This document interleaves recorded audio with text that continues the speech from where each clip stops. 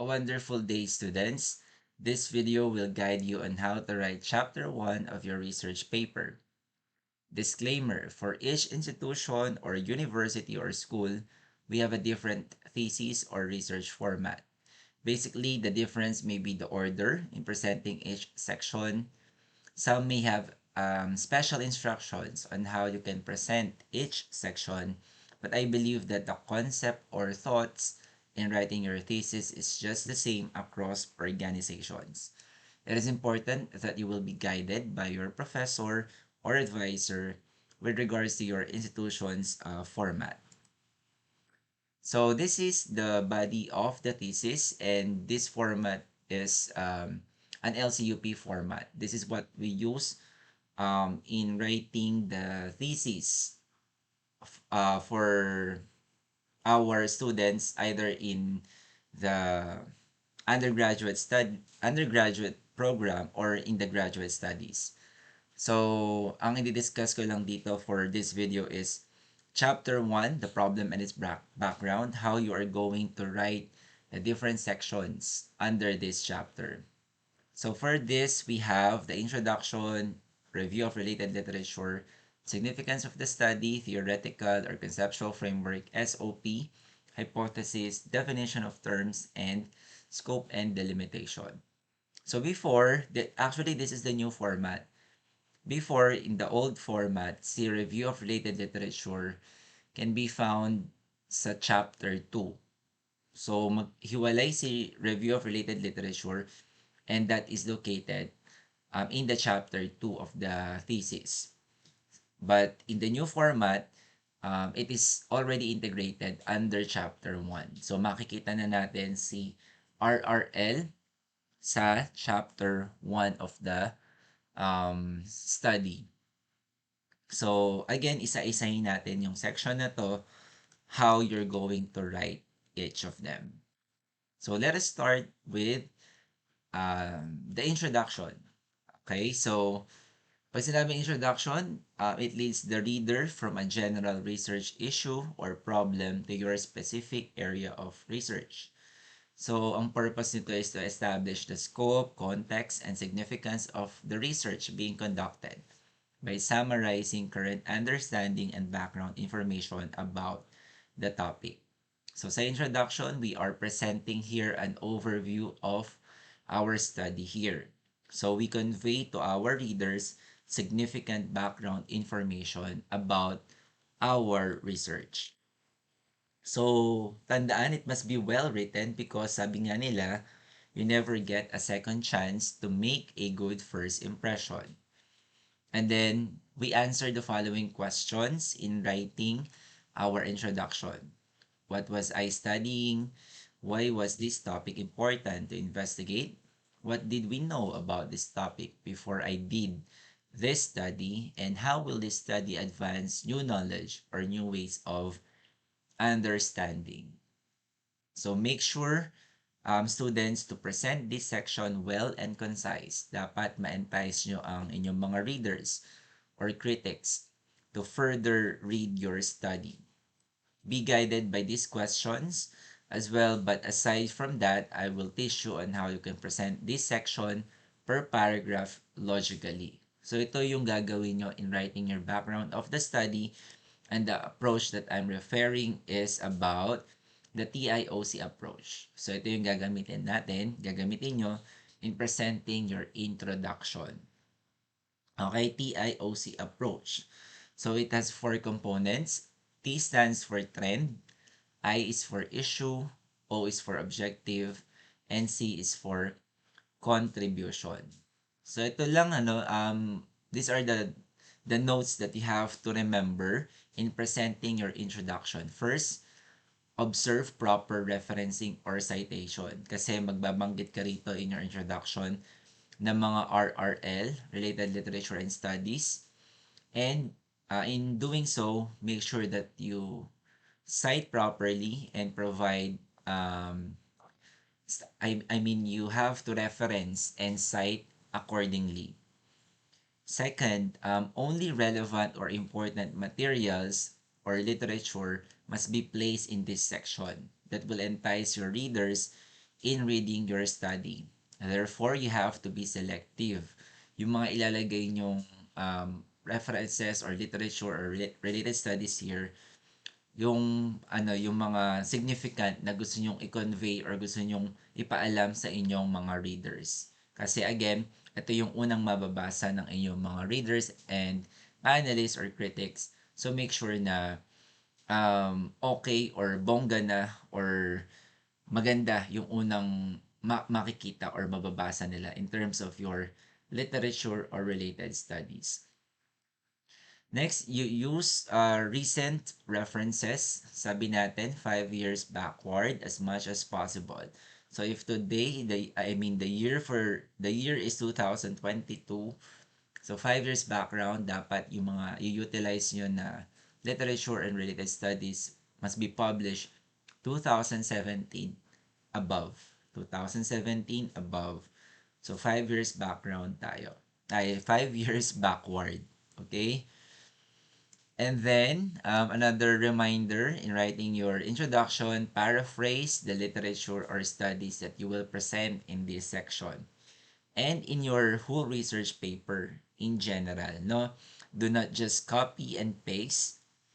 And you have to make use of transitional words to relate one idea to another so that you can make meaningful connections between literature. So, wag kang bawal na bawal tayong mag-copy and paste yung mga borrowed ideas or borrowed studies or literature natin. Make sure that you paraphrase them. Kasi nga, we have to avoid plagiarism. So, let's first talk the first component of the TIOC approach, which is about the trend or trends. So these are the updates of the variable or variables under study. For example, you are presenting the statistical data in your trend, okay, for this paragraph. So we allot, for the first component, which is trend, we allot one paragraph in our discussion or discussing the trends or updates of your topic. So an example, you have your World Health Organization 2022 reported 486,761,597 COVID-19 confirmed cases globally, including 6,142,735 deaths as of April 2022. And the statement goes on. And then Manansala, another example, 2018 found that there are 100,000 teachers under private institution, etc. So you see here under the trends, we are discussing the current statistics in line with our topic. So pinapakita natin yung, for example, the data, statistical data related to our topic. So remember, in presenting your trend, you move from general trends, which is global, down to specific, which is local. So meaning from general to specific yung ating presentation of the trend. So the question that you may answer here is, what is happening globally about the topic that you are investigating? And then another question, what is happening in the local context? In line again with your topic. So dito in the trends, your variables or the key concepts must also be reflected. And you may also define each variable concisely or very short, no? So again, you have to contextualize your study in presenting your trends. Now, to give you an example, so the title of this study, this is an actual sample or actual study. The title is The Protective Role of Resilience on COVID-19 Impact in the Quality of Life Among Nursing Students in Pampanga. So again, it's all about resilience on COVID-19 impact in the quality of life among nursing students. So this is from Malyari et al. 2022. So for our format, just to show you, you have here chapter 1, the problem and its background. So Times New Roman, 12 is this the font size, bold and centered. So naka-center siya. And then you have here the first subheading, you have introduction, and this is now our first paragraph. And we are referring this as our trend component, okay, for the TIOC approach. So again, this first paragraph um, indicate the trends, the updates of the topic or the problem. So let's read lang just quickly about the example, no, about this study. So in unprecedented and massive ways, the virulent transmission of coronavirus is 2019 is affecting humanity and the world, leading to the upsurge of new issues and debates. So ito na yung kanyang statistics. So definitely nagbigay muna siya ng konting overview for the first sentence of the paragraph. So World Health Organization 2022 reported 486 million 761,597 COVID-19 confirmed cases globally, including 6,142,735 deaths as of April 2022. And that is our international or global context. That is the general, okay? That is a wide perspective of the topic. Tapos, from there, nag-move na siya to its local context, and that is in the Philippines, where the study is applied. Pwede nyo pang dagdagan to actually, ano, you can add more substantial data or statistics internationally or globally if you could find more literature or related studies about it. So after again presenting the international context, move to more specific, and that is locally. And in this example, in the Philippines, the Department of Health 2022 recorded 3,678,598 individuals infected with COVID-19 and 59,298 deaths as of April 2002. So you see here, na-compare natin yung difference or the statistics globally versus locally, which is here in the Philippines. So the pandemic required the country to implement. So ayan, the authors presented the other pertinent information about the topic. So yung mga nakikita yung naka broken lines na kulay green, so ito yung mga citations na natin. Again, you have to cite properly using the APA format.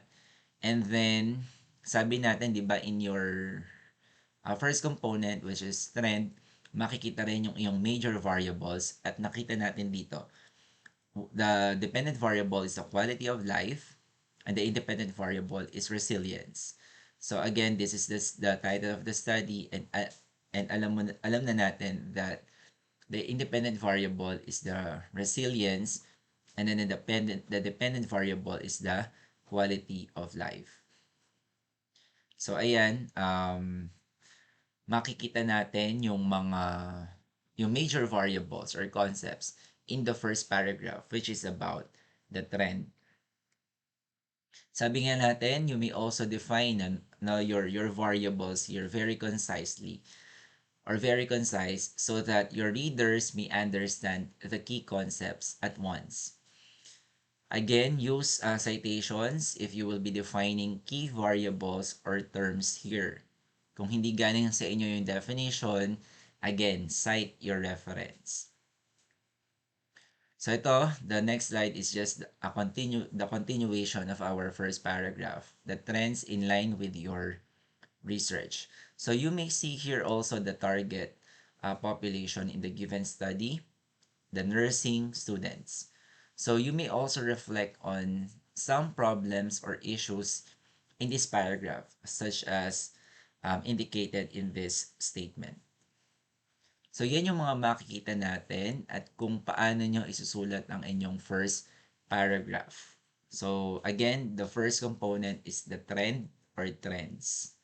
So, you present the updates of your topic or your key variables from the global context or internationally down to specific or local context. Okay? So, yan, it must be brief and again, dapat malaman na yung una nating pinapakita pa lang na ideas to our readers. And again, dapat logical, no? Logical yung ating presentation. So for the second component, you have the I, which is issue or issues. It can also be the gaps or the conflicts that you have identified in your research. So dito, this is the second paragraph of your introduction na. So, this is dito natin pinapakita yung mga conflicting findings or gaps that your study have specifically identified. For example, one study, CE of 2019 found that, so kung ano man yung na found niya, while another study, SIPO of 2020 naman, revealed that, so meaning in this example, you're showing differing ideas or differing findings from different authors. So that is an example of a conflicting finding. So in this component as well, for the gaps, we have, it can either be a blind spot or a blank spot. For blind spot, this is where when there are conflicting findings on the same topic or variables. So again, blind spot kapag same topic or same variables yung pinag-uusapan, pero yung dalawa or more authors have different findings. So meron silang magkaibang result of their study. And then for the blank spot naman, when little is known about the topic or phenomenon. So, ibig sabihin, hindi pa masyadong um, nare-research yung topic or the phenomenon na you are also trying to conduct research. So, dito you use transitional words or phrases, again, to relate ideas or literature. So, ito yung other examples ng mga statements that are used to show the gap or issue. So, pwedeng sabihin na limited literature has investigated the variables under study. So, ibig sabihin, very limited pa lang yung mga literature or scars. Pwede rin most are in quantitative design or in quantitative nature. Another, none of the previous research has examined kung ano yung i-examine nyo for your research. And then pwede rin, consequently, these factors need to be examined in more detailed. So, yan yung mga sample statements lang indicating the gap or issue na you have identified. Now, for our example, so this is again the second paragraph discussing the issues or the gaps. So concurrently, before the pandemic, some studies have revealed that resilience has a protective role on mental health problems, depression, and stress among nursing students. However, so ito na yung however natin, according to Gilasper et al. 2021, in the context of COVID-19 pandemic, the role of resilience and the impact on the quality of life among nursing students has not been yet extensively explored or investigated. So that is our first gap. Furthermore, so my addition pa, many accessible studies that look into the mental health of students during the pandemic were conducted among students in higher education and general population. Tapos yung reference again, even so, research is scarce, specifically among nursing students in the Philippines. Again, guys, remember, if meron kang kine-claim na statement or meron kang kine-claim na idea, it must be supported by a study or literature, such as in this example. Again, for every claim, dapat you are backed up by a related literature or study. So again, this is an example on how you can present your second component, which is the gap or gaps that you have identified in your particular research. So that comprise your second paragraph.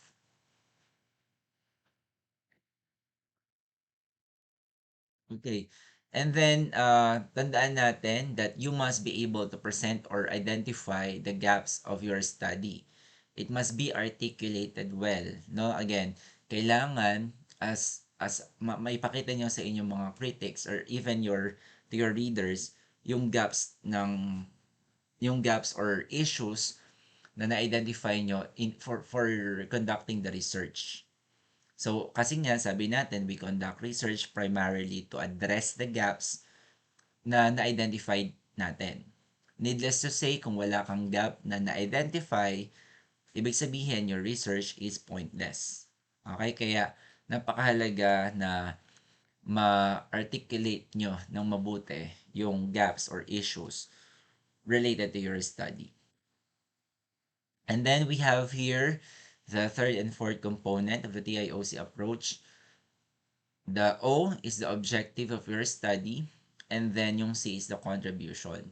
So, short na lang tong dalawa na to, kaya magkasama sila in the third paragraph. So, pinagsasama na natin sila into one paragraph, and that belongs to the third paragraph, no? Si third and fourth component. So, for the objective of your study, it is a short statement of what your study would like to achieve. Meaning you are just stating here the purpose or the aim of your study. And then for the fourth component, the contribution. What will be the benefits of your study? Probably, for example, in the field. If you're in nursing, for example, in the nursing practice, nursing education, or nursing research. So you have to shortly discuss the contributions of your study to these areas. So again, brief and concise lang. So ito naman yung example natin for that components. So again, third paragraph na to, discussing the objective and the contribution.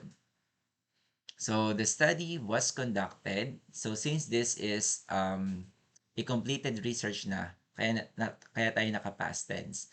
Now in your case, kayo ay mag-proposal pa lang, mag-undergo pa lang kayo ng proposal, so kayo ay naka-future tense pa. Okay? So make sure na you observe proper tenses, no? Naka-present kayo or either future tense since magpo-proposal pa lang kayo. So again, in this example, the study was conducted. So this is now showing the objective of the study to determine the influence of resilience on the impact of COVID-19 on the quality of life among nursing students. And then, ito pa, another objective. It may also be essential to examine whether COVID-19 impact among nursing students significantly vary in terms of demographic characteristics, the presence of COVID-19 confirmed case near the residence, and the existence of any medical condition, etc. And kung mapapansin nyo class, again, meron pa rin siyang mga citations. So again, if you just borrowed the ideas from related literature or study, then you have to cite them properly. Okay, do not forget to cite your references. That is to give credits to the owner of the idea. And then you have here, so after the objective, sabi natin, that's the third component. The last component is the C, contribution. So ito yung kanyang expected contribution. The gathered and analyzed data. Di na lang siguro napalitan to, pero past tense na dapat to since completed na yung research na to. The gathered and analyzed data established baseline information and supported the university in the effective planning, decision making, and intervention that build the resilience of nursing students. So kayo, in your case, you have to be more tangible or somehow specify the contributions of your research um, in an orderly manner or yung talagang concise words, no? So you have to be specific on your contributions. So, ayan, this so that's how you're going to present your introduction utilizing the TIOC approach. Trends, that is one paragraph. Next is issue, objective, and contribution. So sabi nga natin, limit the use of paragraph sa inyong introduction. Kasi yung iba, napakaraming paragraphs, no? And in utilizing the TIOC approach, you use one paragraph per component. Except yung third and fourth paragraph na pinagsasama natin kasi maikli lang naman siya. So, again, three paragraphs lang usually is suggested, no, for TIOC approach. So, the background of the study must be 2 to 3 pages only, double space. Again, sa introduction ninyo, no, yung overview or the background of your study, usually 2 to 3 pages long lang siya. Ganun lang siya ka-ikli or kahaba, ano, 2 to 3 pages lang. Naka-double space na yan. And you can see here our example. So, ayan, introduction. So, the first paragraph talks about the trend. So, again, you move from general to specific, global to local. And then the next paragraph is about the issue, the next component, wherein you discuss here the gaps or the conflicts that you have identified in your research. And then finally, the third and fourth component that belongs to the third paragraph, the objectives and contributions of your study. So that's how you're going to write your introduction. So that is the first section under chapter 1. Next section, we have the review of related literature. So pag sinabing RRL, it is a detailed review of existing literature related to the topic of a thesis or dissertation. So ano yung purposes ng ating review of literature? First is to define and limit a problem. It helps to identify kasi the parameters of a study if you are defining and limiting a problem. So na-identify natin yung parameters sa ating study. Second, you place your study in perspective. Unless you are aware of the work of others, you cannot build upon an established foundation. And that is to examine gaps also. The third is to avoid unintentional replication of previous studies. Remember, students, no, it is fine to replicate previous studies intentionally. So, nagre-replicate talaga tayo ng mga existing studies na intentionally. Meaning talagang you planned replicating that study. Probably you are just going um, to twitch or to modify the design or the respondents of your study na gagawin mo. Pero it's a replication. Meron ka lang gagawing something unique in your case. Pero again, in doing the RRL, this will help us avoid unintentional replication, no, of previous studies. Hindi tayo nagre-replicate unintentionally. So, that would mean kapag ka nangyari yun, hindi ka nagbasa mabuti or comprehensively ng RRL. Kaya nangyari yung unintentional replication. Fourth purpose, select methods and measures because you can assess what has worked before or not worked in previous contexts and why. Number 5, relate findings to previous knowledge and suggest areas for further research. So those are the purposes of conducting the review of related literature. Now, what are the different characteristics naman of a good lit review? First, the materials must be as recent as possible. Sabi natin that this is important because of the changes that are going on. So it must be published 5 years background. If really the literature is scarce, kapag konting-konti pa lang yung literature relating to that topic or to that variables, then that's the only time you can use probably 10 years backward na mga published literature or related studies. And you have to justify why, kung bakit siya nagamit, no, yung mga somehow outdated na literature. So you may say that the literature is scarce or konti pa lang talaga yung mga studies available related to your topic.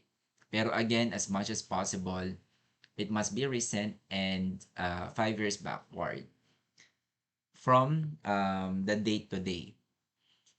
So second, the materials must be objective and unbiased as possible. If you're going to conduct a lit review, you have to be objective. You have to show all sides of the coin, ika nga. And then third, materials must be relevant to the study. It must have a bearing, support, or relevant on your study. So, hindi ka lang pwede maglagay ng mga RRL just to para lang mapakapal yung inyong thesis paper. So, you have to only include relevant RRL that has a bearing to your variables or to your topic. And then materials must not be too few and not too many. So there should be enough materials to offer insights on the study. So later I will tell you how much you're going to or how many literature yung kailangan ninyo for the undergraduate and for the graduate students. Kung ilan yung required natin. Nahahanapin yung RRL. So ito lang, heads up, sources of literature and studies. So for the literature, ito yung mga under sa kanya. No, ito yung mga pwede nyong maging sources under literature. Can be books, professional journal articles, newspapers, magazines, letters, interviews, poems, biographies, among others. So that will fall under literature. And then for the studies naman, related studies, ito yung mga peer-reviewed research journals, unpublished theses and dissertations, tapos government reports and others. So kasi class, in other universities format, magkahiwalay na pinapresent si related literature tsaka si related studies. Kaya dapat alam nyo kung ano yung mga magfo-fall na sources under literature at ano yung mga magfo-fall na sources under related studies. So this is an FYI to use. And now, how are you going to write your RRL? First, you have to decide on your themes. So, you present nyo yung RRL nyo ng thematically. So, it must be congruent with your title or your SOP or the variables under investigation. Again, yung presentation of your RRL, yung themes ninyo, must be congruent with the title and your SOP. The major variables will be your themes, and if you have sub-variables, it may be considered as your sub-themes. So, pwede kayong magkaroon ng sub-themes if you have sub-variables. Pero ang pinaka-importante is your major variables, which will be your themes. So, after you have your themes identified, you have to read and evaluate literature and studies to be included. Again, you have to be selective in your RRL. It must have a bearing in your study or in your variables under investigation. And then write the topic sentence and organize and paraphrase literature and studies. Again, in your RRL, make sure that you paraphrase those borrowed ideas. Hindi pwedeng copied and pasted in your thesis paper. Kasi that is plagiarism. And niraran natin sa mga scanner to identify kung ano yung mga copied and pasted ninyong in the internet. Kaya make sure na you paraphrase those borrowed ideas. Next, you have to use transition words. So you have to make connections between the gathered RRL to make them more meaningful. You have to relate one idea to another if possible. You have to relate one literature to another literature. And you can also show the similarities or the differences between literature or between the topics na gusto nyong i-articulate. Some terms na pwede nyong gamitin would be the transitional terms or words. However, likewise, furthermore, moreover, consequently. And many more, no? Pero these are the most common na ginagamit nating mga transitional words. And then after writing up your RRL, you have to recheck the contents and make adjustments if necessary. Meaning you have to proofread after you have constructed your RRL so that you can check for any errors and you have to modify as necessary. So our reference here is si Jocelyn Gagalang 2021, writing your RRL. So this is a good example. Okay, let's read para kung paano natin nasabi na good example yung pagkakagawa ng RRL na to. So, nagsabi siya ng introduction, reading starts at a young age through gazing at images. Numerous research findings highlight that browsing images among young learners promote love for reading. And then yung author or authors and then the years. Since numerous research findings to, meaning multiple authors. So you indicate here the authors and the years published. However, so ito, transitional words, no? Showing differing ideas. Si author, tapos year, kung sino author man yan, tsaka taon, who studied 20 parents and 52 children conveyed that it is parent supervision while children browse that makes a positive difference. Moreover, so it's an additional information that is in line with the previous statement. Another author, tsaka year ulit, found that exposures to colorful letters and images further reinforce reading tendencies. Hence, contradicting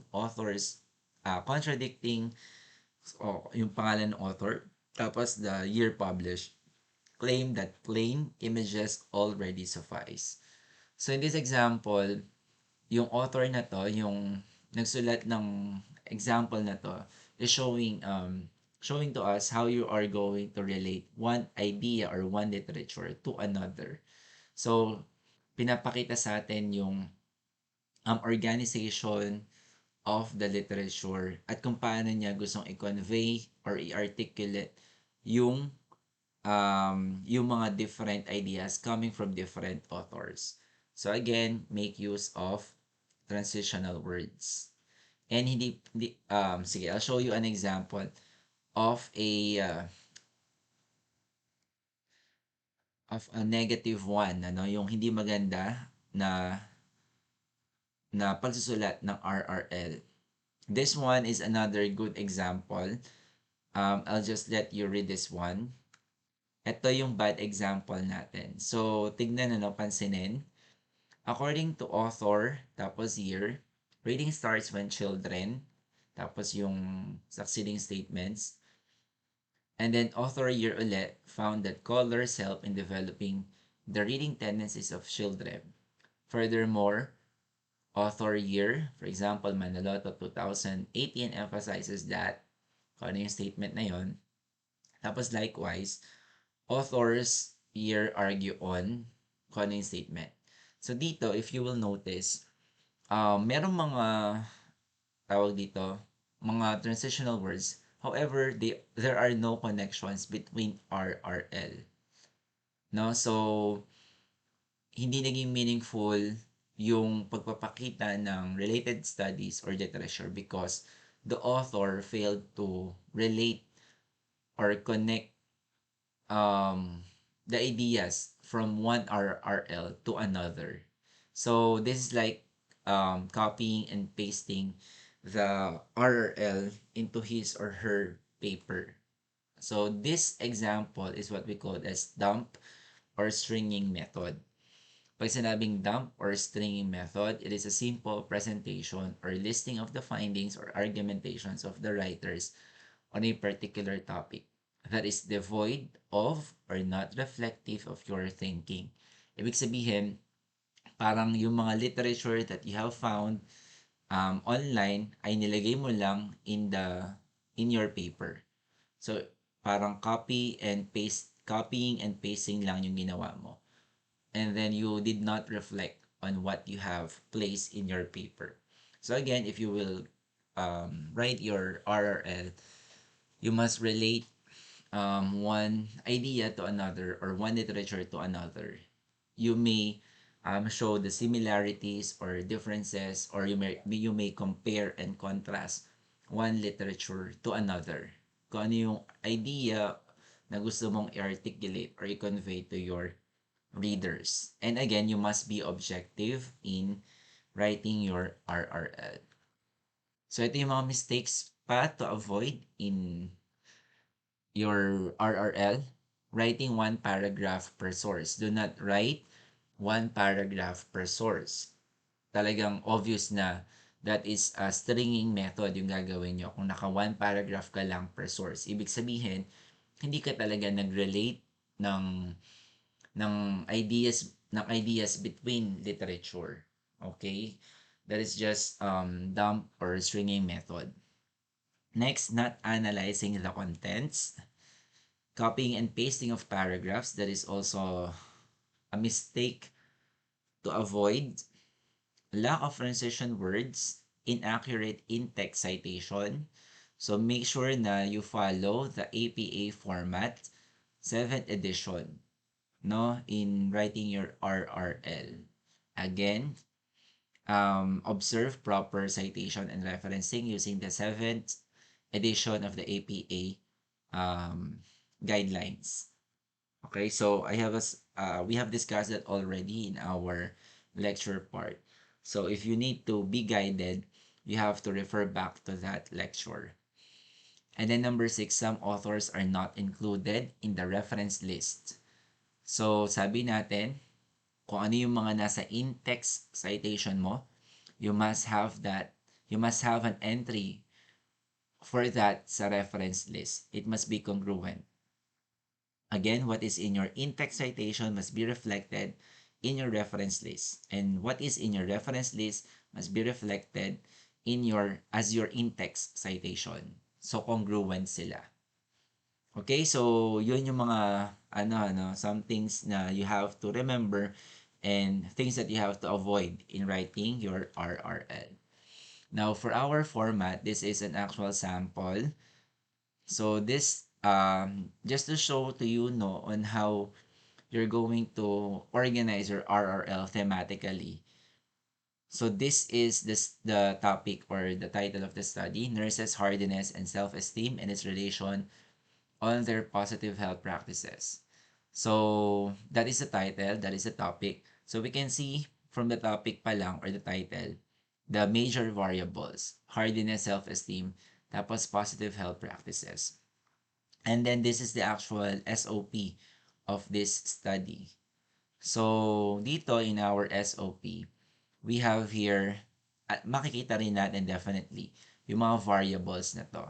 So specific question number 1 is about hardiness. So congruent sila. Specific question number 2 is about self-esteem.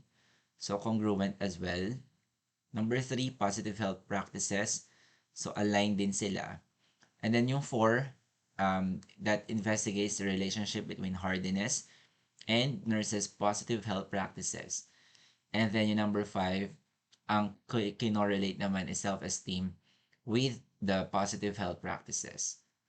So you can see the congruence between the title and the SOP here.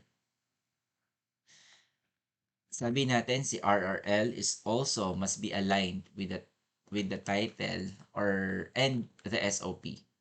So definitely kung ito yung ating topic and yung ating SOP, your RRL must also reflect those major variables.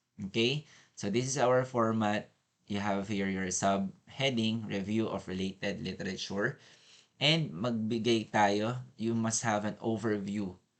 2 or 3 sentences that will give an overview to your review of related literature. So in this example, nakalagay dito, this section contains literature and related studies that help the researcher to conceptualize the present study. It is presented thematically as follows. So ito yung kanyang themes or yung topics na naka-outline sa RRL. Again, nakuha tong themes na to doon sa literature, I mean doon sa variables natin aligned sa ating topic and SOP. So you have hardiness, self-esteem, positive health practices, relation between hardiness and positive health practices, and relation between self-esteem and positive health practices. So sa natin nakuha yan, again, align siya dito sa ating SOP and sa ating pinaka-title. So that's how you identify the major themes or topics for your RRL. Tapos, finally, a synthesis is provided at the end of the review to highlight how the gathered references are aligned with the present study. So, naglalagay talaga tayo ng synthesis at the last part of the RRL. So, you have to also indicate that in your statement here. And then, mag-start ka na. So, under the RRL, you have the first the first theme, which is hardiness. So hardiness, ito na siya, yung first theme.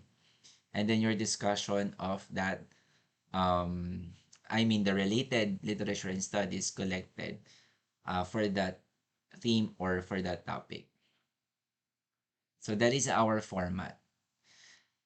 Sabi ko nga prior to this new format, si RRL is separated and presented under Chapter 2.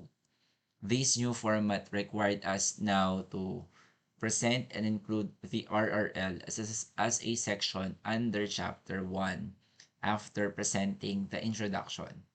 Moreover, in other school formats, depending on your institution, you present related literature separately from the related studies in presenting their RRL. Again, sa other institutions format, makikita nyo sa kanila na magkahiwalay ang related literature tsaka yung related studies. So, and if that is the case, dapat alam niyo talaga kung ano yung mga sources na magpo-fall sa related literature tsaka sa related studies. And then, sometimes hiwalay din kung foreign ba yung literature na yon or local yung literature. Tapos, foreign ba yung related studies or local ba yung related studies. Ganun yung sa ibang institutions format. Again, pero in LCUP, hindi na siya pinaghihiwalay. Ang mahalaga is that you present your RRL thematically, meaning based on your identified themes aligned with your title and SOP. So, kung ilang RRL or kung gaano kadami, it depends on your professor or school policy. And you have to clarify this to your professor or advisor. Now, in our case, for undergraduate program, usually a minimum of 20 RRL is required. Again, for undergrad, minimum of 20 RRL tayo. So, pwedeng more than 20, pero the minimum is 20. Now, for graduate studies, usually the minimum is 30. So, pwedeng more than that. Pero below 30, hindi pwede. No? So, again, for graduate studies, the minimum is 30 RRL. Again, they are just minimum, ano. As a researcher, you would know naman if you have presented your RRL rich enough to be understood by your readers. Tandaan, hindi pa kapalan yung inyong thesis paper. What is essential is the essence of your related literature and studies. And ito lang yung example of a synthesis, no, that is presented on the last part of your RRL. Again, lagi tayong may synthesis sa pinaka last part of the RRL. So, ano yung makikita sa synthesis? Ito yung it's like your conclusion or the summary of all the gathered RRL. Pinapakita mo rito kung ano yung relevance ng mga related literature and related studies na pinakita mo above. Okay? Ano yung um, gamit niya or paano mo siya gagamitin in your present study. How are you going to use those RRL presented above in your present study? So, yun, no? So, this is the example. I'll just flash it dito sa ating slide for the synthesis. So, ito lang din, additional meaning of a synthesis. It refers to bringing together of materials from different sources and the creation of an integrated whole. Okay, so that goes for our review of related literature. So for the third section na tayo ng chapter 1 pa rin. Next one is the significance of the study. So in this section, you are expected to write the importance of the study. And your study definitely should specify the role of the benefits or yung role of the study to different groups of people. So it informs the reader how the study will contribute to the well-being of a person or usually sa group or society in general. We are referring to the benefits of the result here. For example, your study is about malnutrition of children in a specific barangay. The findings can benefit first and foremost the malnourished children themselves and their families since sila yung direct na mabibigyan talaga ng kasagutan sa problema about malnutrition. And then the policymakers like DOH, DepEd, leaders both local and national government. So here are the guidelines. We also, by the way, we stipulate the specific reasons how they're going to benefit from the study. So, ito, guidelines in writing the significance of the study. First, the result of your study should benefit certain groups of people.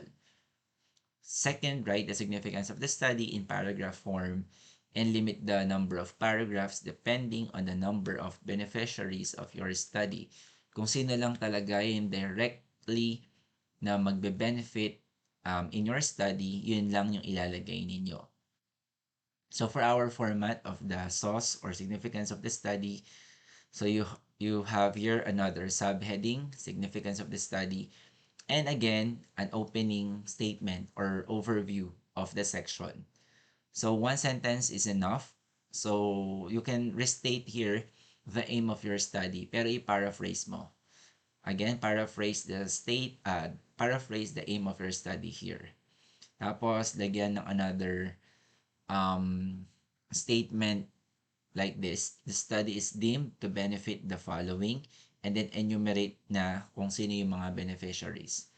Again, yung mga beneficiaries natin, these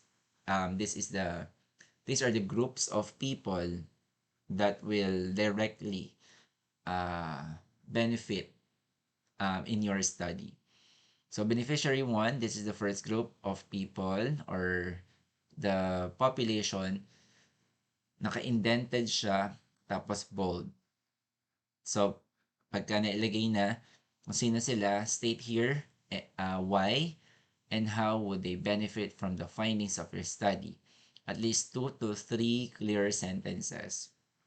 Beneficiary number 2, uh, this is group 2, or meaning another group of people that will benefit sa inyong study. Ganun pa rin, state why and how they will benefit from the findings of your study. At least 2 to 3 sentences. And then beneficiary number 3, number 4, number 5. Siguro, usually the maximum na yung 5, no? Pero the minimum is at least 4. So, not too many, not too many na kung hindi naman again directly magbe-benefit yung grupo na yon, do not include them. So ito yung actual example natin. The title of the topic is the nurses' hardiness and self-esteem and its relation on their positive health practices. Ito yung example natin kanina. So again, subheading, significance of the study. Since past study na to, naka past tense na siya, tapos na kasi. So this study sought to identify nurses' hardiness and self-esteem and its relationship on their positive health practices. Again, restating lang the aim of the study. And then the study is deemed to benefit the following. So in this case, ito yung mga actual beneficiaries niya. So nurses, bold, period, tapos the reasons why they will benefit from the study. It should not be flowery statements, and wag masyadong verbose, no? You have to be concise and specific. As much as possible, mas maganda kung concrete or tangible yung benefits na makukuha nila. And then second, another beneficiary, patients. And then the statement why. And then next, hospital institutions or nursing administration, student nurses, nursing education, and then future researcher.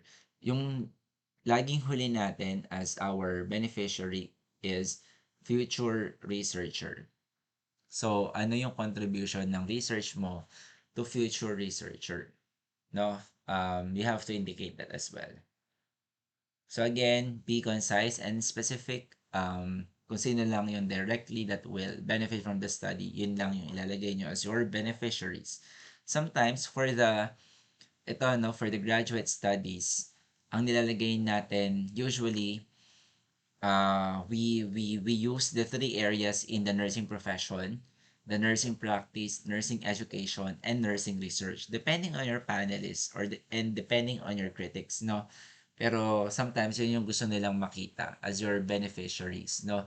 Ano yung contribution of your study to the nursing practice, to the nursing education, and to the nursing research.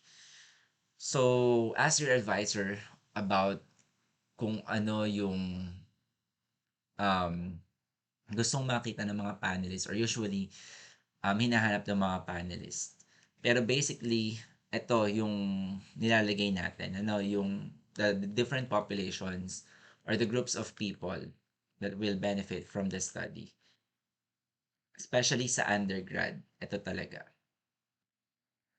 Okay, so that is for the significance of the study. Another section that we're going to discuss is the theoretical framework. So pag sinabing framework, it is the overall conceptual underpinnings of a study, or this is the conceptual rationale. So researchers should make clear the conceptual definition of their key variables and also the operational definition, thereby providing information about the study's framework. So we have 2 types of research framework: so theoretical and conceptual framework. Let us first discuss theoretical framework. So kapag sinabing theoretical framework, it is based on theory. It is formulated from existing theories and serves as the foundation of the study. So ibig sabihin, ang basis mo as the foundation of your research study is from theory or theories. The present study can adopt the original model used by the cited theorist, and the researcher can modify the variables of the original framework to better suit the study, provided that the whole theory is utilized. So, kapag relevant or related to your study, you may use that as your theory kahit na hindi buong buo as long as it is related or relevant to your variables or to your topic. So let's talk about the theoretical framework which is needed in our thesis paper. So for the theoretical framework, we use here the theories that are partially or fully relevant to the present study and are discussed to provide a basis for the variables being tested. So, yun na nga, either partial or fully relevant yung theory sa inyong topic or sa inyong variables under investigation. So, kung wala naman talaga, I mean, kung hindi naman talaga fully, I mean, if the theory is not that exactly discussing the variables, kasi bihira lang naman talaga yun, ano. Kasi as researchers, kumukuha tayo ng different variables na wala naman makakapag um, tawag dito, na hindi naman exactly fit sa isang theory. That is sometimes. Pero sometimes we also use the theory and the concepts therein to test the propositions of that theory. Pero again, in some cases, umiisip tayo ng variables and we tried to relate those variables to an existing theory and then test that the assumptions or the propositions according or based doon sa theory na related to your variables. I hope I'm making sense. No? So dito, again, for the theoretical framework, you may present more than one theory if necessary as long as they are relevant.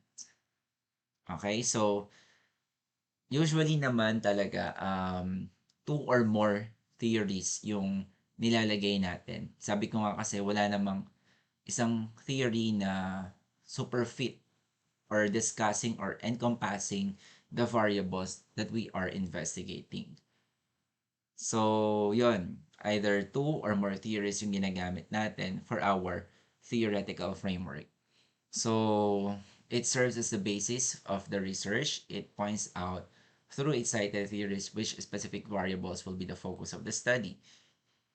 And it also prefaces the new knowledge introduced in the research by validating or challenging theoretical assumptions. Thus, writing a sound theoretical framework provides the readers a better understanding of the research study. Again, sa theoretical framework or sa mga theories, ito yung nagiging basis natin for our hypothesis statement. Okay, so tinetest natin yung propositions or yung assumptions ng theory natin, yung ng theory na yon um, in our present study. And that is our basis for the hypothesis. Again, this is for a quantitative study. Pag qualitative, it's a different thing naman. It's a different concept. Okay, so this is the University of South California 2016 provides the following strategies in formulating the theoretical framework. So, ito yung strategies na pwede nating gamitin in establishing our TF or theoretical framework. First, examine your thesis title and research problem. Again, you have to go back to your title and to your SOP. So, the research problem should be well-founded since it serves as the foundation of the theoretical framework. So, ganun kahalaga yung SOP natin. So, yung title at SOP, yun yung unang titignan. Second, brainstorm about what is considered as the key variables in the research. So, the factors that are presumed to have significant bearing on the results of the study should be identified. So, you must know here your major variables. Third, review related literature and studies. So, the basis of the research should be supported by relevant literature and studies from authors who had conducted an extensive research on the topic. So you must be knowledgeable enough with your key variables by conducting lit review. So 4, list the constructs and variables. So this should be identified to create the framework. Okay? Kapag alam mo na ang iyong, kapag alam mo na yung mga constructs and variables, the next is review key theories. So the theories that best explain the relationships between the key variables in the study should be identified. So dapat maalam ka na din when it comes to theories in nursing or even in other fields since nag-theoretical foundation naman na kayo.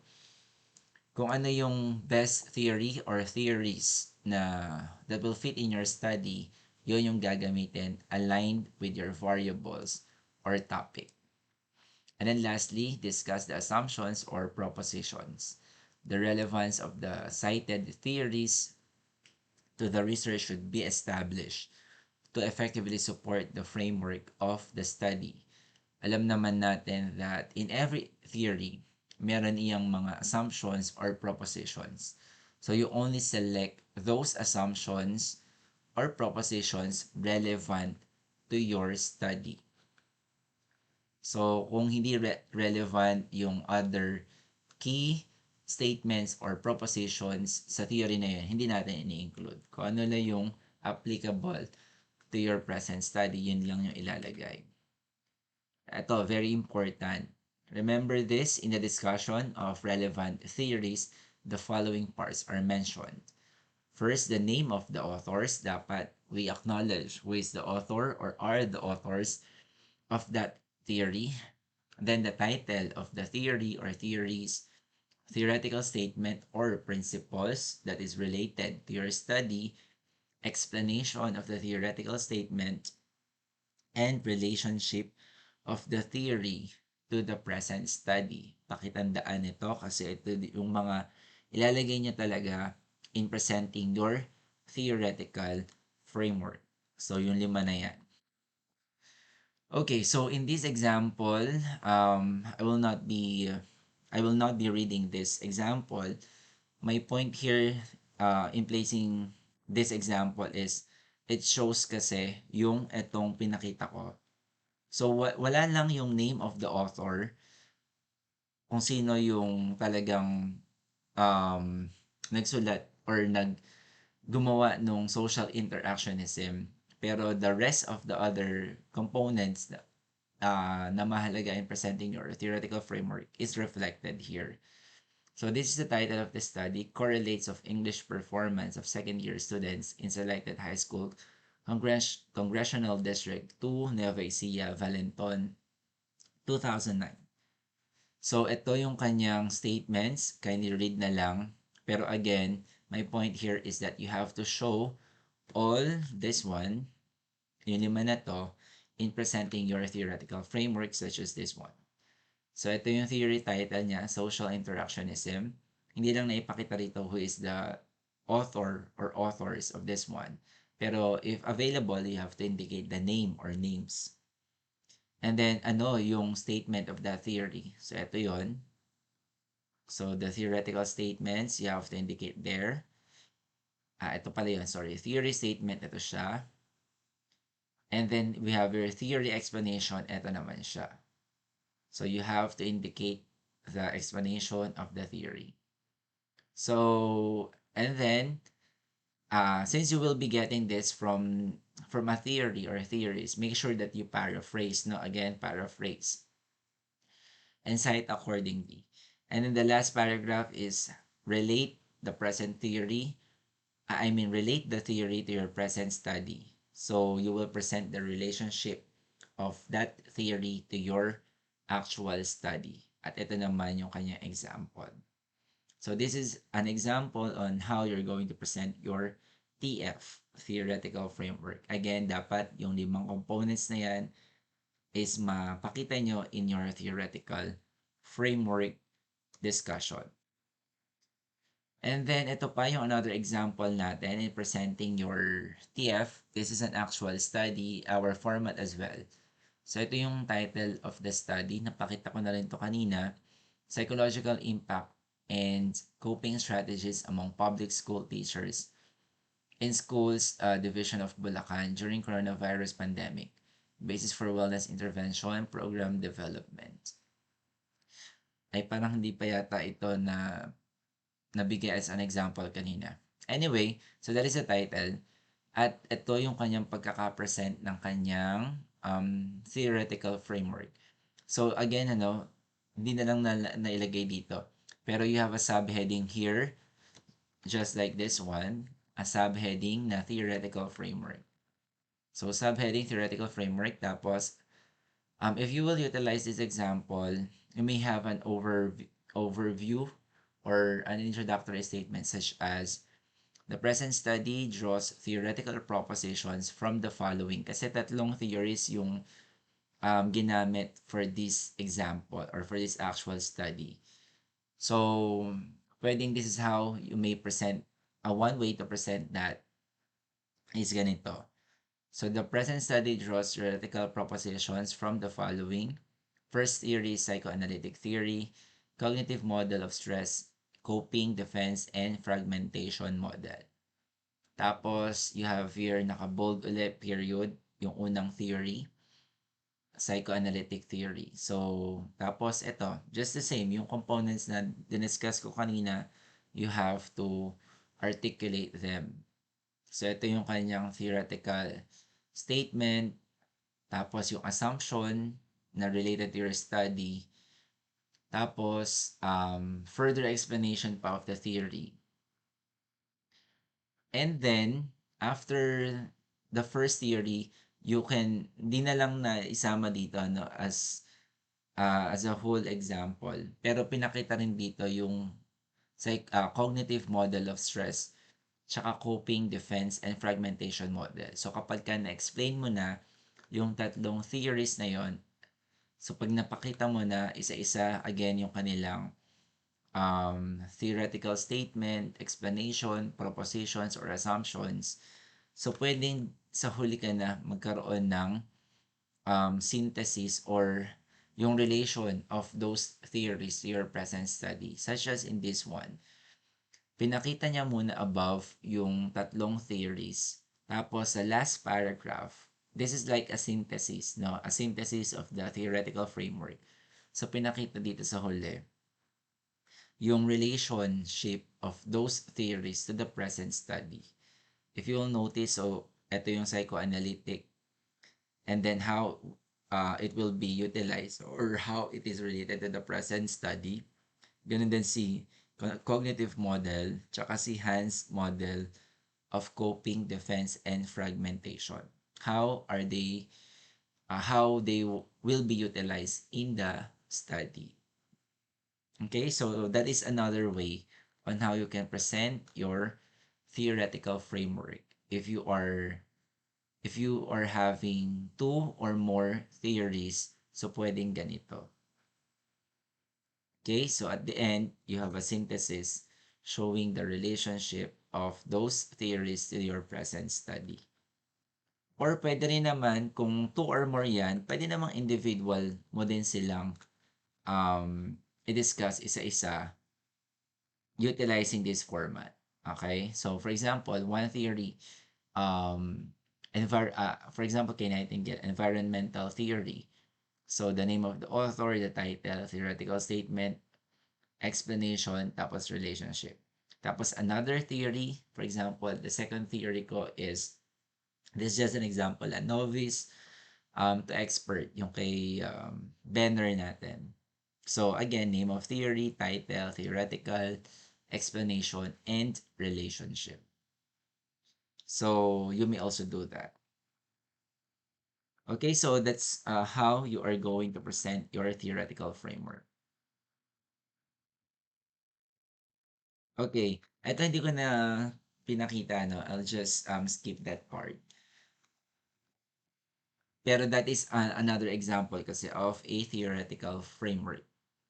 Next, conceptual framework. So after you presented your TF, you also have your CF. No, this is kasunod or somehow tawag dito, katandem ni theoretical framework, si conceptual framework.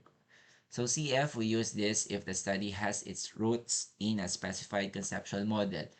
Si theoretical framework, ang pinapakita natin doon yung related or relevant theories. For the conceptual framework, pinapakita natin dito yung concepts na meron tayo in our present study. It is more contextualized at ginawa natin to as researcher.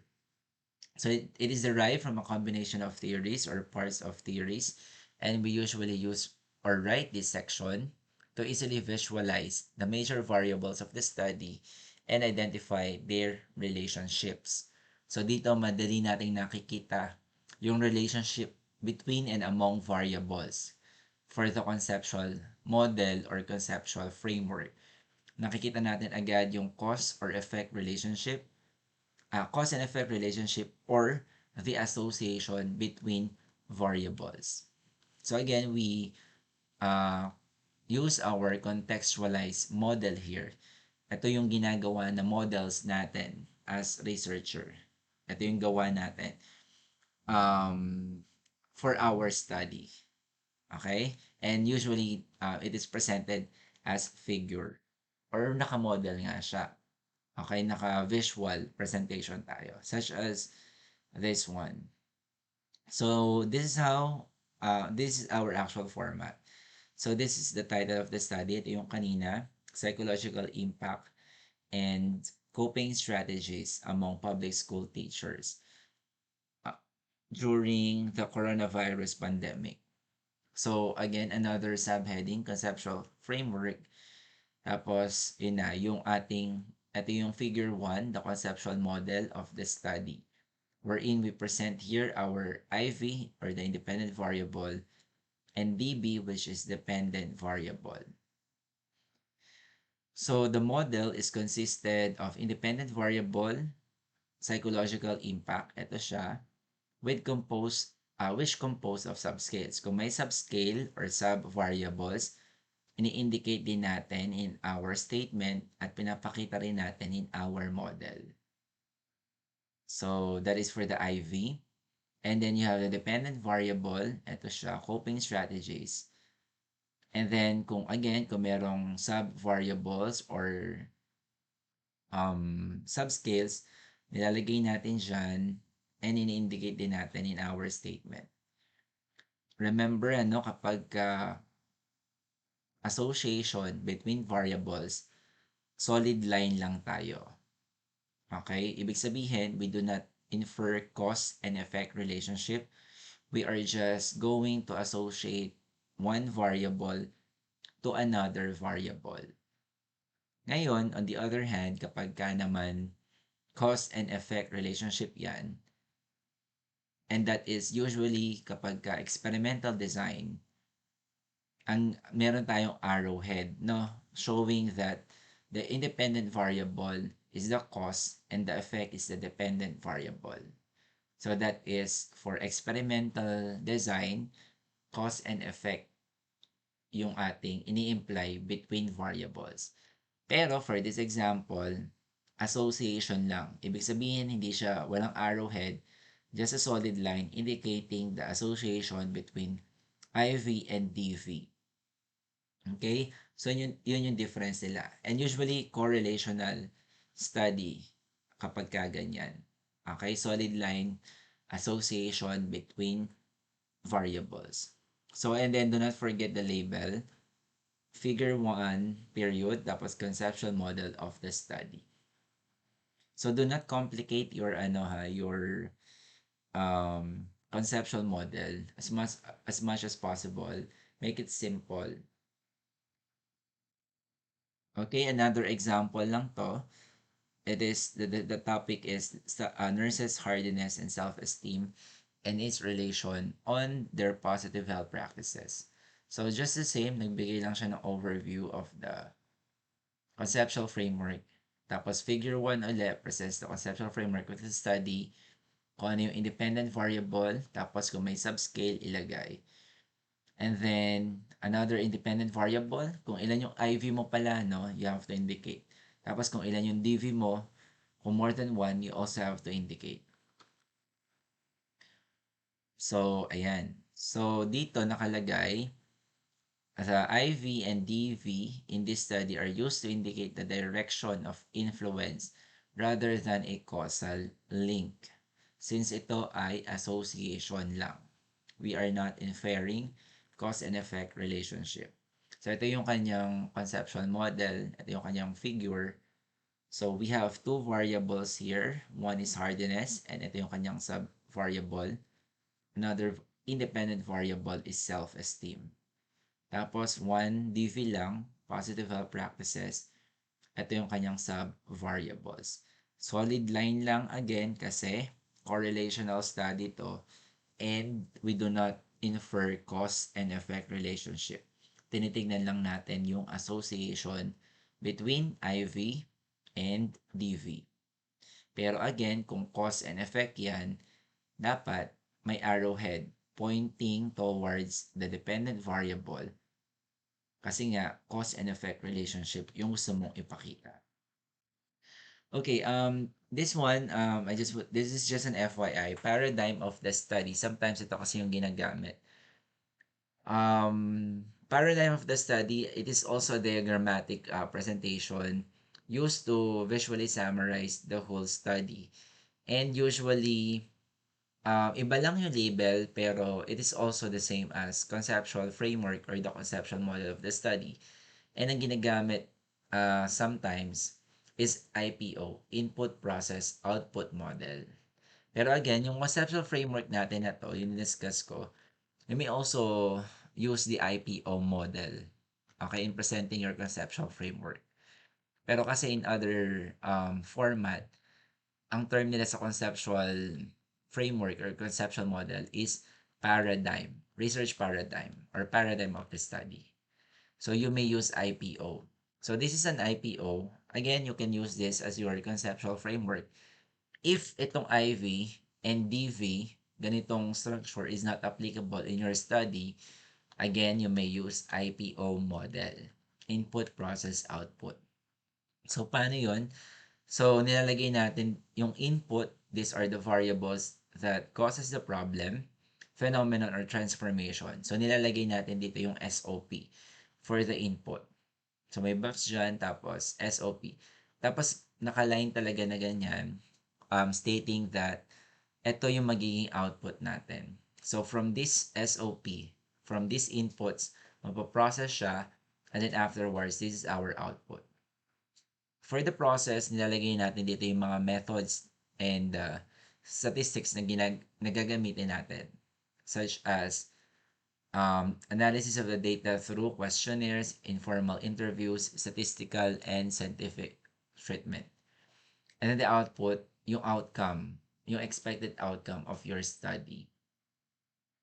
So the outcome of the variables. Example, improved role of entrepreneurs, higher returns, better quality of service. So again, if this is more applicable in your study, you may use IPO model. But usually, in nursing, we use this one. Okay, si IV, DV, or itong format na ganito. Okay, so that is for the theoretical framework and conceptual framework. Moving on to the next section of chapter 1 is the SOP, or the statement of the problem.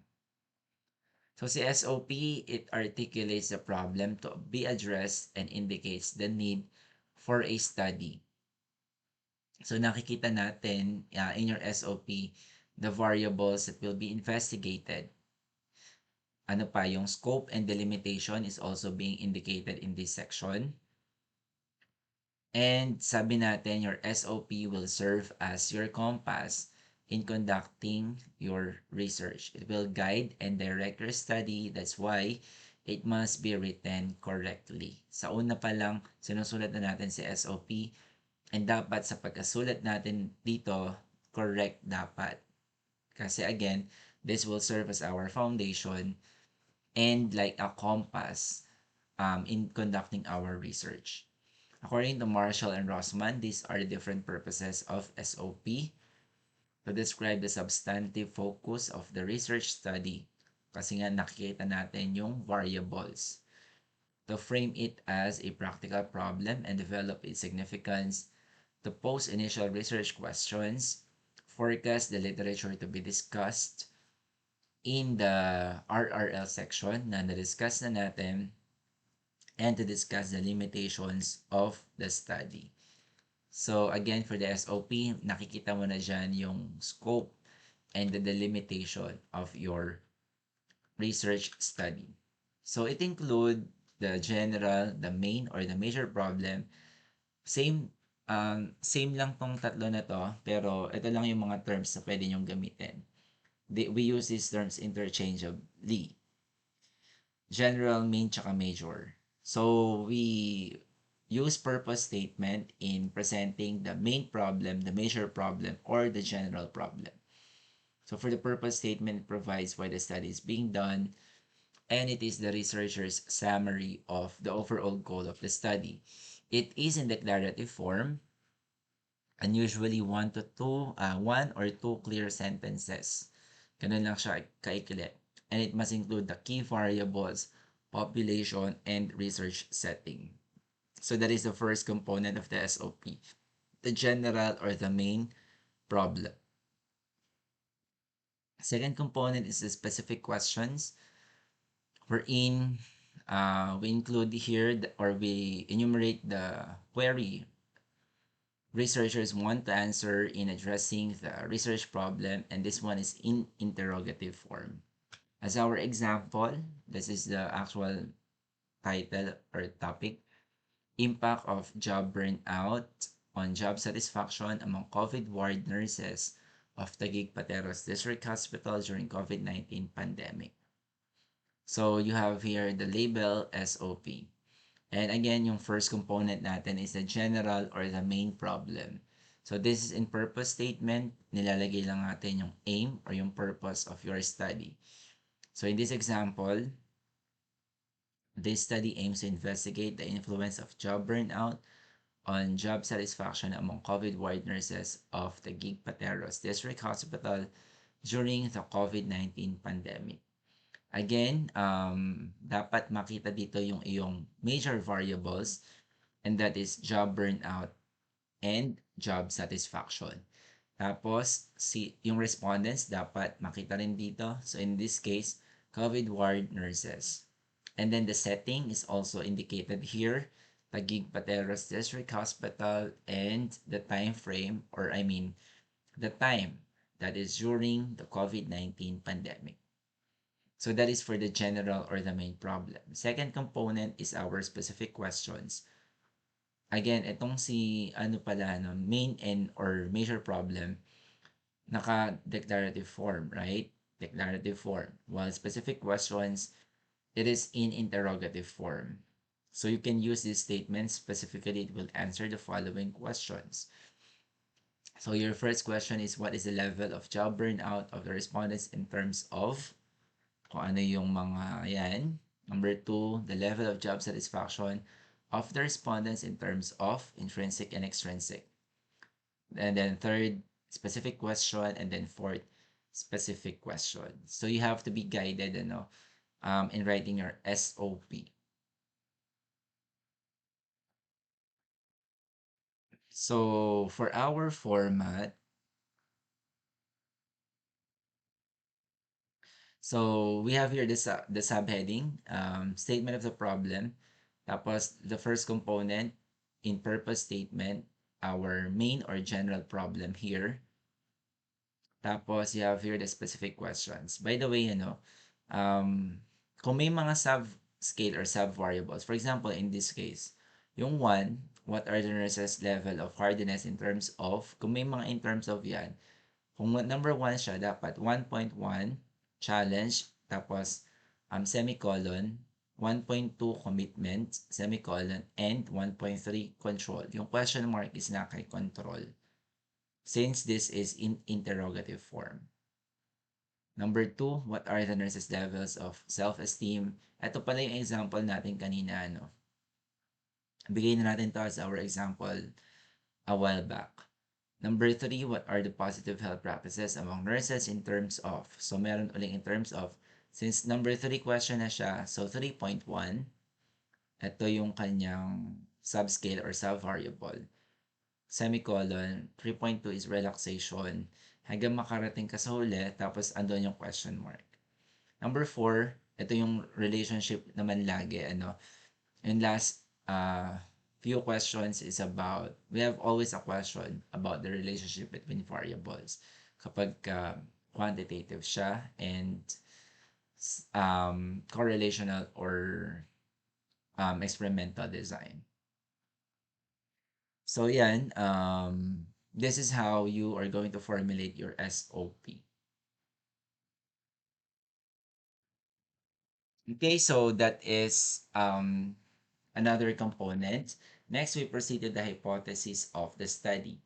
So for the hypothesis, it is a statement of the predicted relationship between two or more variables. Kapag ka hypothesis, kailangan at least two variables meron ka, one IV and one DV. So research study may have one or more several hypotheses. So sometimes sa isang research study, you can find multiple um, hypothesis statement. So depende kung ano yung mga formulated na hypothesis or expected relationship ni author. It should always be written before the study begins and not changed after the study results are examined. So sinusulat naman talaga natin siya in chapter 1 during our proposal of what is our expectation as researcher. So we have two types na ginagamit in writing our thesis paper. So research hypothesis or H sub 1, this is known as alternative, scientific, substantive, or theoretical hypothesis. And it states the expected relationship between variables. So ito yung expected relationship mo, or I mean expected relation between the variables of your study. Yung na-expect mo as researcher. So example, the prediction is that variables A and B are related. There is a relationship between sleep and wound healing. Okay, so that is research hypothesis or alternative hypothesis. And the null hypothesis H sub 0. So this is also known as a statistical hypothesis. It predicts that no relationship exists between variables. And it is a null hypothesis that is subjected to statistical analysis. So kapag ka null, laging no relationship exists. No. Example, there is no relationship between sleep and wound healing. The only other possible outcome is that variables A and B are not related. So for our research paper or in your thesis, this is your format. So another subheading, hypothesis of the study. And then null hypothesis yung nilalagay natin, H sub 0. And then, again, you have to contextualize based on your study. So in our example, ito yung topic kanina. So pag null, again, no relationship, right? So nurses' hardiness and self-esteem have no significant relationship on their positive health practices. Kino-correlate man na yung IV mo and yung DV mo. So that is how you're going to formulate your hypothesis in your thesis. No? Null hypothesis yung ilalagay nyo. In some other paper, nilalagay lang yung alternative and yung null. Pero again, sa atin, yung null na lang yung ipakita. So in this case, ito yung topic uli. Nabigay na natin ito kanina, and this is the null hypothesis. There is no significant relationship between the psychological impact and coping strategies during COVID-19 pandemic among public school teachers. Remember, always align yung ating hypothesis with our SOP or with our title or with our topic. Laging congruent yan. Your SOP, your title, SOP, and your hypothesis statement. Tapos ito lang yung ating alternative. So that is for the hypothesis. Next, second to the last section is the definition of terms. So defining important terms is essential to ensure common understanding of key concepts and terminology. So that will be on the same page kapag ang pinag-uusapan natin is your research paper. In general, important terms only need to be defined in two cases: when the term is not widely known or understood, and letter B, when the term has specific or unique meaning in the context of the study. So in your paper, sa ating thesis paper, you define only the key terms. Remember, only define the key terms. So this include your variables, at kung meron kang sub-variables, you may also define that. Pero again, yung major variables talaga yung ating dinedefine, as well as kung meron ngang sub-variables. So remember, in writing the definition of terms, this can be defined as to either conceptual or operational definition.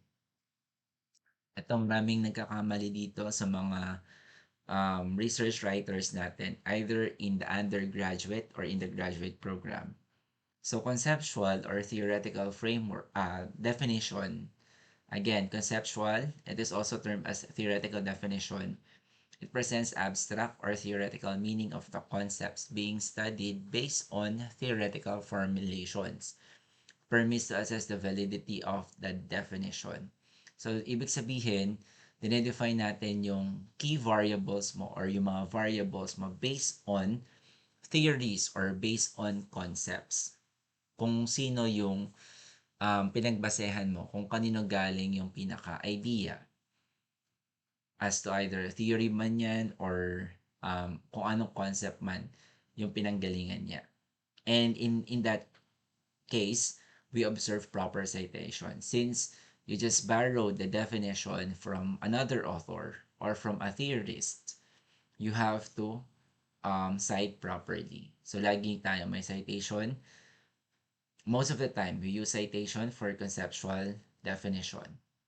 And then for operational definition, it specifies the operations that researchers must perform to collect the required information. It permits the concept to be measured. So ibig sabihin, for the operational definition, you will place here how you are going to measure that variable. How you're going to what tool are you going to use in measuring that variable. So you may identify here the title of the instrument or the tool. Okay, title of the questionnaire or the tool yung nilalagay natin for the operational.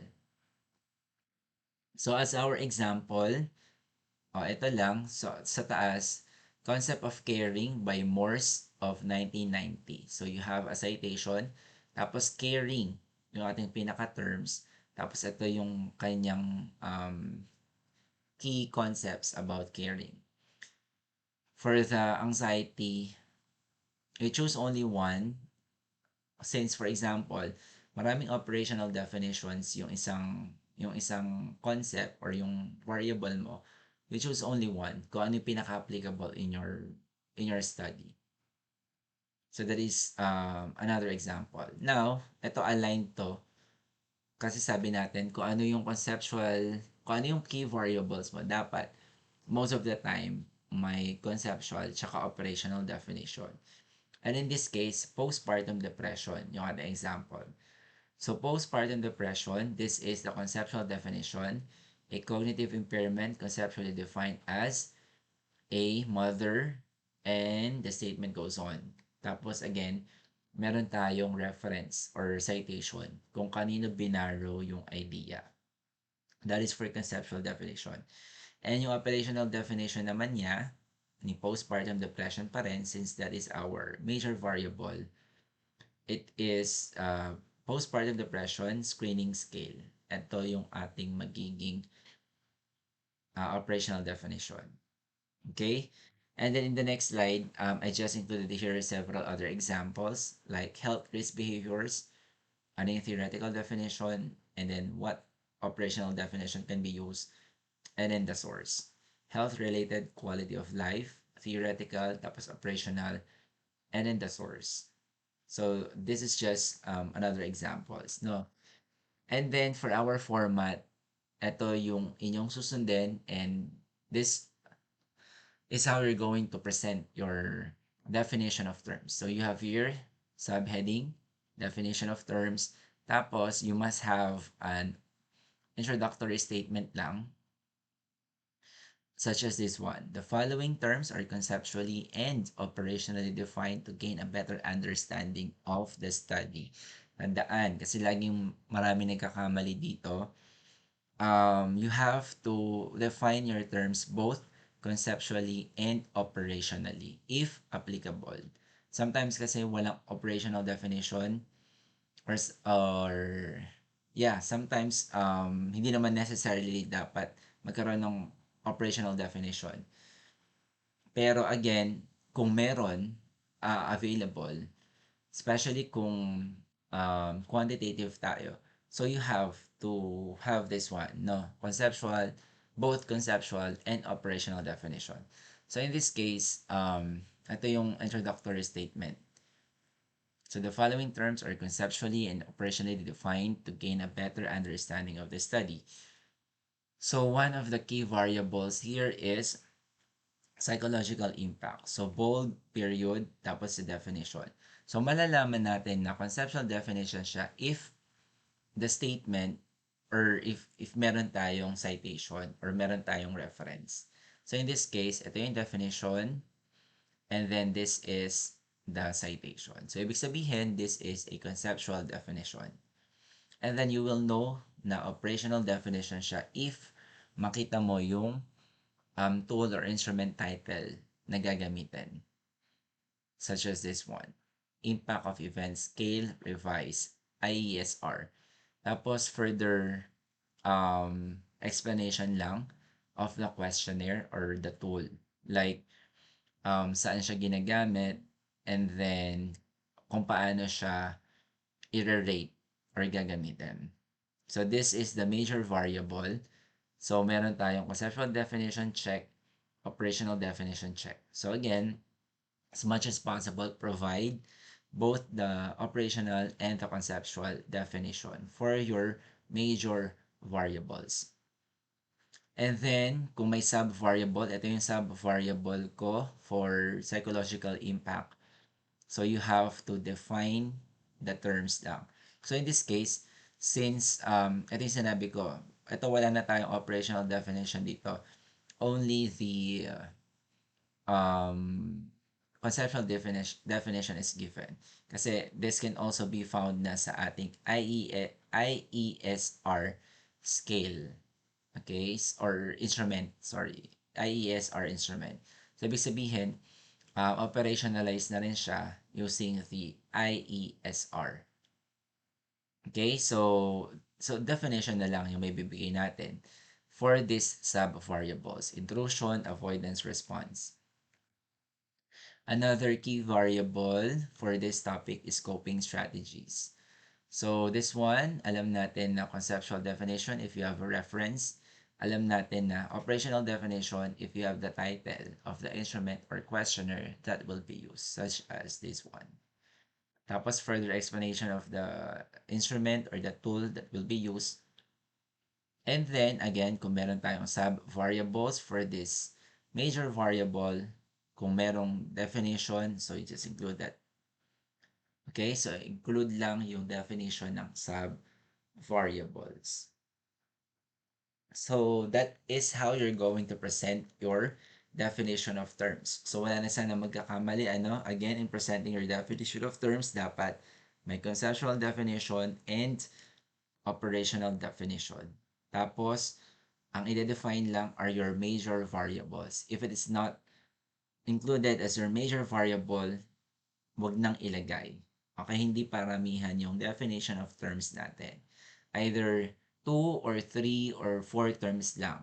At kung may sub-variables, yun lang yung dinedefine talaga natin. Other than that, wala na tayong ilalagay na iba. And then the last section is the scope and delimitation. For the SND, we set the boundaries and parameters of the problem inquiry here. And it narrows down the scope of the inquiry. Ito lang yung definition ng scope. It is a domain of your research what is in the domain, and what is not. For example, you are studying the ill effects of bullying.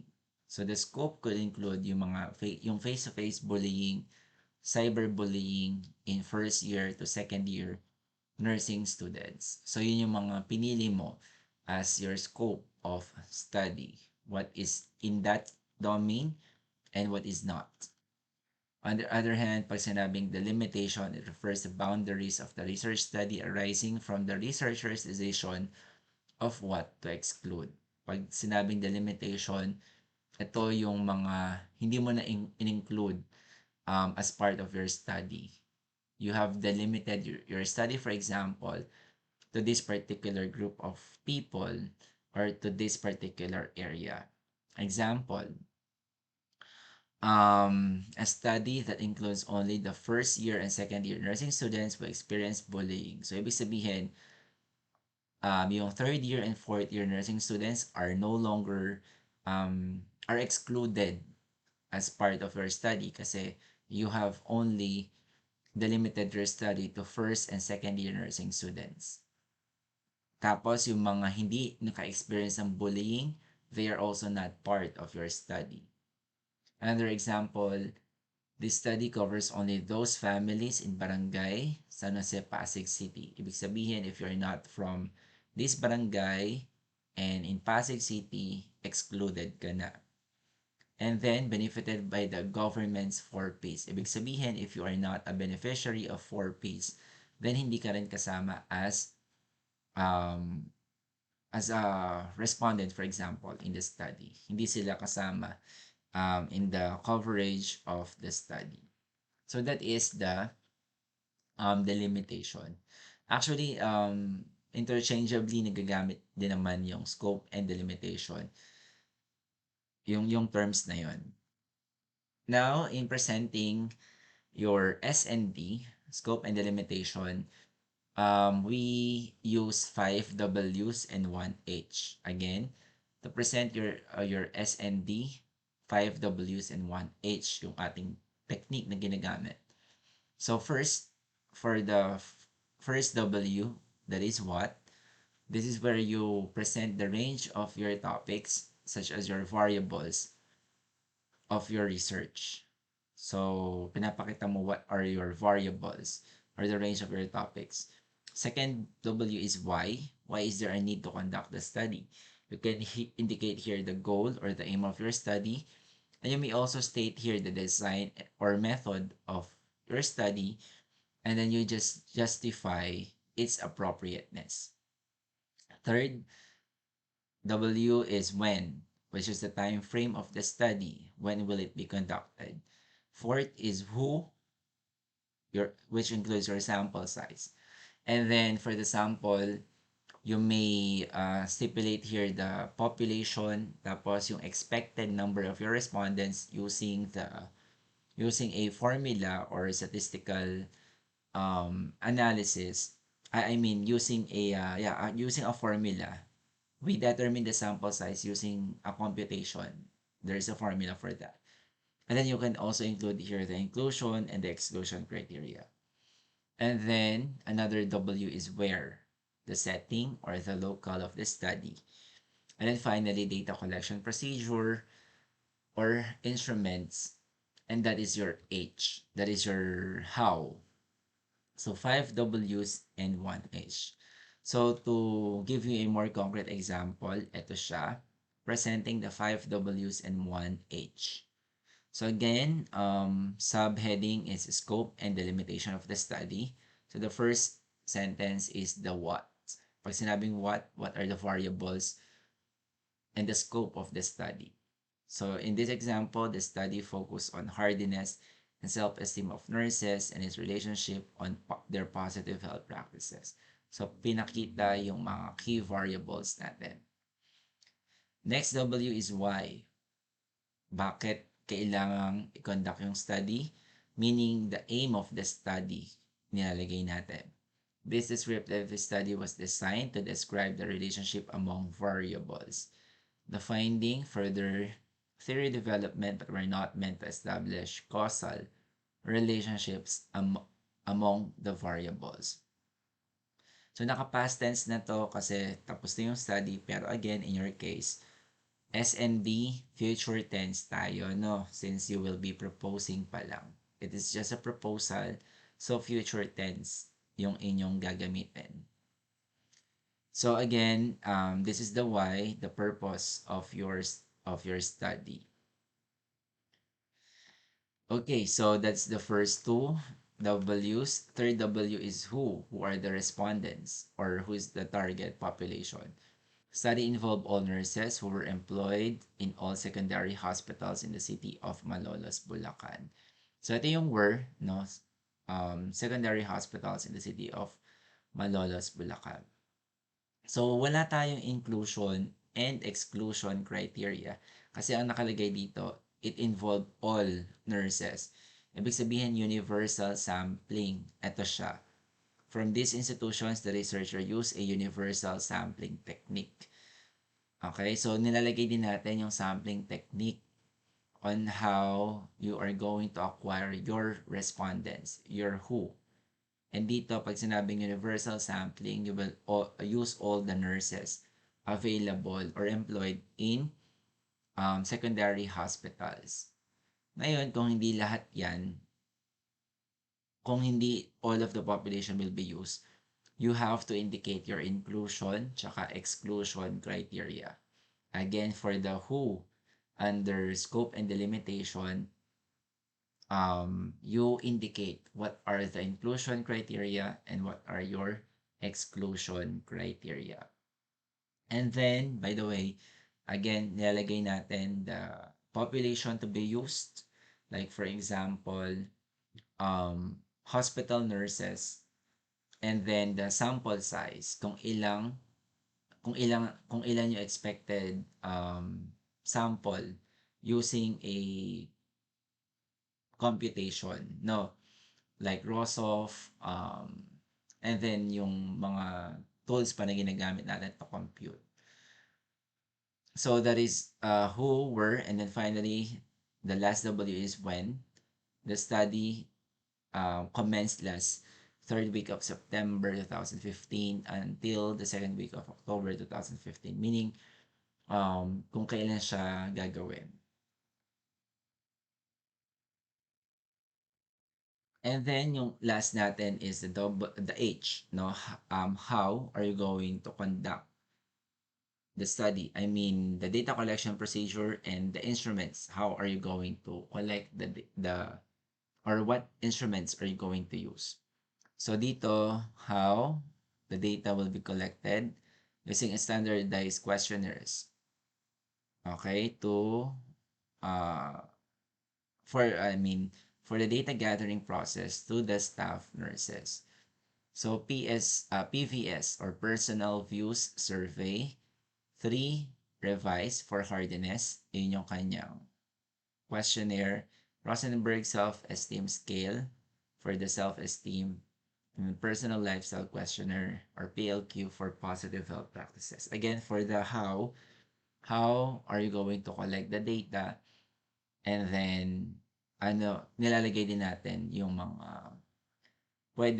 yung mga instruments or title of the questionnaires na gagamitin natin. So that is how you can present your SND. Again, paki-ayos na lang yung pagkaka-present of your SND, yung 5 Ws and 1 H. What, why, who, where, when, and how.